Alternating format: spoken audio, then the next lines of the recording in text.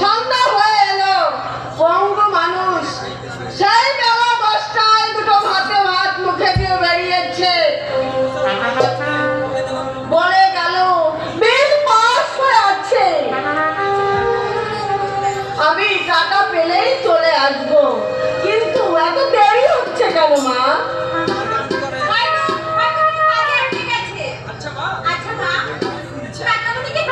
না, তোর টাকাও দেবেনি। বাইরে বেরোলে বাড়ির কথা ওদের আর কারো মনে থাকে না মা। সারাদিন কেন শুধু শুধু ওই বাইরে ঘুরে বেড়ায় আমি কিচ্ছু বুঝি না বাপু। কতদিন আমি বলেছি ভাগ্যে যা আছে তাই হবে, তুমি চিন্তা করে কিছু করতে পারবে?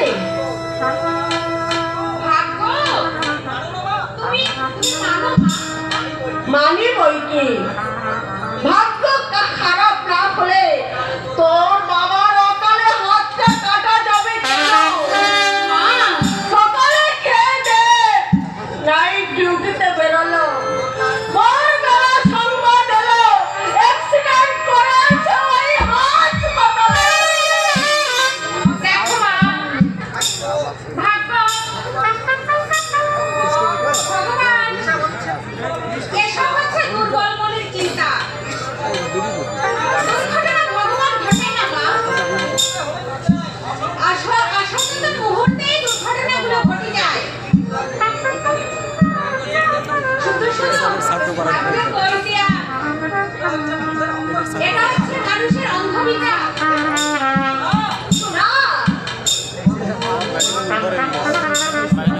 কর্মফল বলে আমরা যে কাজ করছি সেটাই কর্ম।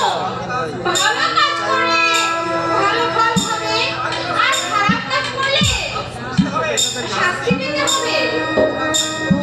এ হচ্ছে তোমার আমার ভাগ্য, এতে ভগবানের কোনো হাত নেই। ভূত আর ভগবান এ দুটোই অস্তিত্বহীন।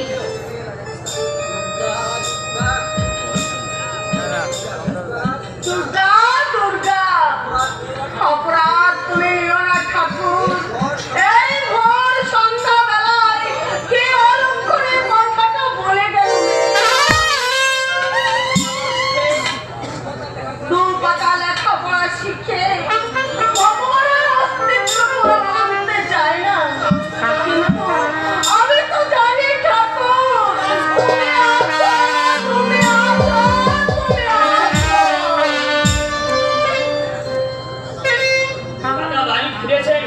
না ভাই, তোমার দাদা এখনো ফেরেনি। তোমার কিছু বলো ঠাকুরপো? চাকরির সন্ধান? চাকরি আমার ভাগ্যে নেই বৌদি। 3টি বছর ধরে আপ্রাণ চেষ্টা করে যাচ্ছি, অথচ এতটুকু আশার আলো আমি কোথাও দেখতে পাচ্ছি না। প্রচন্ড ঘৃণা হয় নিজের উপর, সমাজের উপর, রাষ্ট্রের উপর। আমরা যেন এই 20 শতাব্দীর শিক্ষিত জনতা।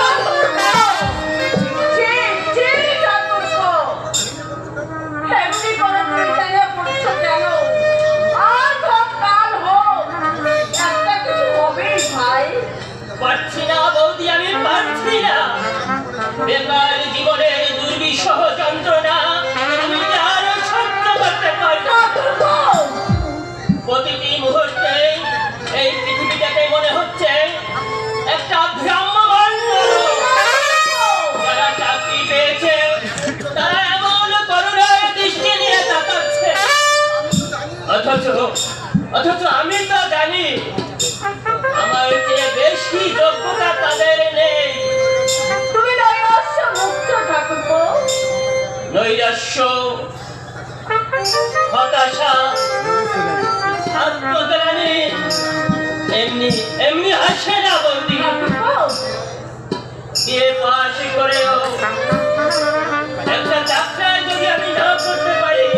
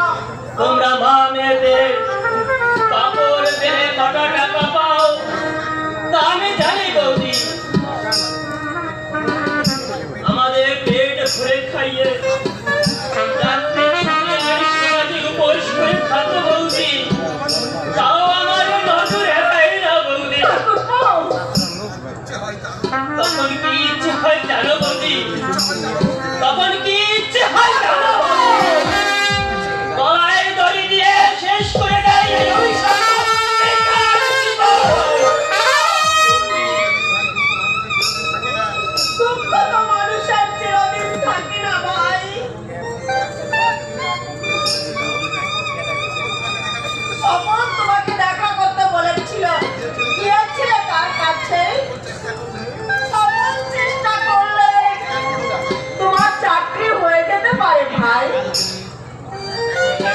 দেখো বৌদি, ভাই বলো আর ওই বন্ধু বলো, বিপদের সময় কেউ তোমার পাশে এসে দাঁড়াবে না। স্বপন বললে 2000 টাকা যদি আমি জোগাড় করতে পারি তাহলে একটা চাকরি খালি আছে, কিন্তু 2 টাকা আমার কাছে নেই। আমি 2000 টাকা কোথা থেকে পাবো? আমার যদি কিছু গয়নাগাটি থাকতো। জানি বৌদি, জানি সে কথা। তোমার ওই হাতের ভিত্তি করে তুমি আমার বিয়ে পরীক্ষার ফি দিয়েছিলে। তুমি আমার জন্য যা করলে বৌদি, নিজের মাও তা করতো না। তোমাদের এই মায়া মমতার ঋণ আমি জীবনেও শোধ করতে পারবো না। জীবনেও শোধ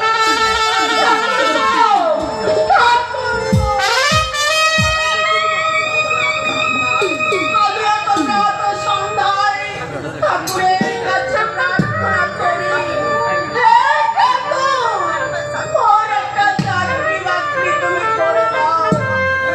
আমার বুকে রক্ত দিয়ে আমি তোমার পুজো ছেলে নেই, কুলে নেই, একটা মাত্র মেয়ে। বিয়ে দিলে হয়তো এই চলে যাবে। শেষ বয়সের ভরসা ওই দেওর ভাইটি।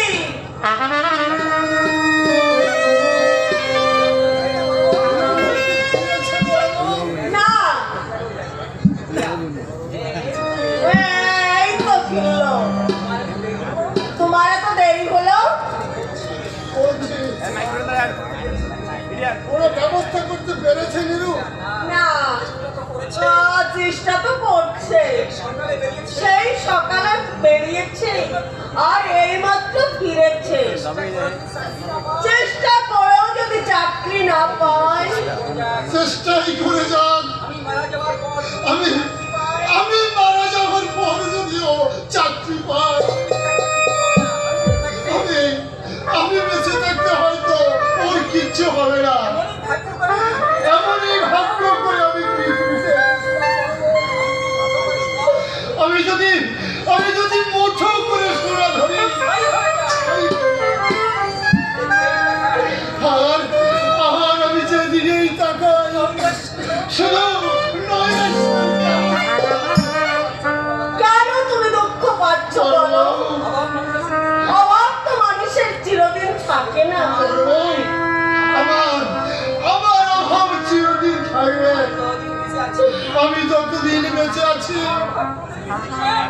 আমার আমার অভাব উদয় করবে। কিন্তু কিন্তু ভাবনা হয় ওই ওই মেয়েটাকে নিয়ে। ওর বিয়েটা যদি আমি দিতে পারতাম। সেদিন ঘটক বলেছিল নবরে নাকি একটা ছেলে আছে, গিয়েছিলে তার কাছে, চাকুরের ছেলে। সেখানেই গিয়েছিলাম, তাই তো একটু দেরি হলো আসতে। জানো জানো বলবো, ব্যাংকের চাপরাশি নগদ চাইছে 5000 টাকা। তাছাড়া ঘড়ি, সাইকেল, আংটি, বোতাম, মেয়ের হাতে, কানে, গলায়। ব্যাংকের পিয়নের এত চাহিদা? ধরবো, এটা যে 20 শতাব্দীর 70 দশক। এযুগে মানুষের কোনো দাম নেই, শিক্ষা দীক্ষার কোনো মূল্য নেই। চাই চাই শুধু টাকা। টাকা থাকলে মূর্খ সমাজের পণ্ডিত হতে পারে। আমার সোনার বাবুয়ের আমি আমি ঠিক করেছি, সোনা আইবুড়োই থাকবে। আমি আমি যাত্রার হাতে সম্প্রদান করবো না।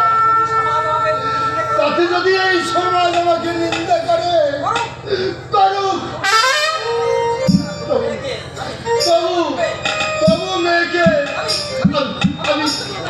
আমি অপাত্রে তুলে দেবো না। অপাত্রে তুলে দেবো না। টাকা পেলো কিনা সে সম্পর্কে তো কোনো কথা নেই। আমিও সাহস করে জিজ্ঞাসা করতে পারলাম না। জিজ্ঞাসা করলে হয়তো বলে বসবে সারাদিন আমি খেটে খুঁটে এসেছি, আগেই তোমার টাকার কথা। মানুষ কর্মক্ষমতা হারিয়ে ফেললে ভীষণ স্পর্শকাতর হয়ে যায়, অভিমান বাড়ে, ভাবে সবাই আমাকে অবজ্ঞা করছে, অবহেলা করছে, অবজ্ঞা করছে,